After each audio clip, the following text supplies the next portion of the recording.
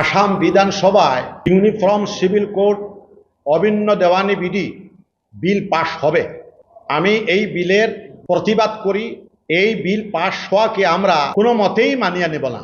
Uniform civil code যদি এই বিল পাশ হয়ে যায়, প্রত্যেক ধর্মাবলম্বী মানুষের পার্সোনাল লতে আঘাত হবে এবং তার ব্যক্তিগত সংস্কৃতি রুচি, তার ব্যবহারিক জীবনে বাধা পড়বে।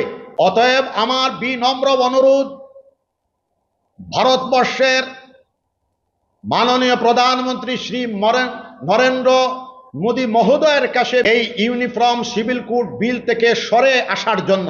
আসামের বর্তমান মুখ্যমন্ত্রী ডক্টর হেমন্ত বিশ্ব শর্মার কাছে বিনম্র অনুরোধ, এই বিল পাশ করতে যাবেন না।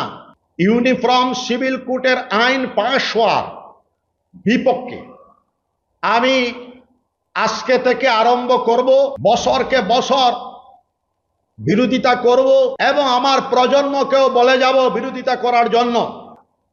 কিয়ামত অবধি, প্রলয় অবধি পর্যন্ত তার বিরোধিতা করে যাব। আসামের মুখ্যমন্ত্রী ডক্টর হেমন্ত বিশ্ব শর্মার বাড়ির সম্মুখেও যদি ধর্ণা দেওয়া লাগে, আমি আহমদ সৈয়দ গোবিন্দপুরী শান্তিকামী মানুষ, শান্তির জন্য আমি ধর্ণা দিতে প্রস্তুত আছি।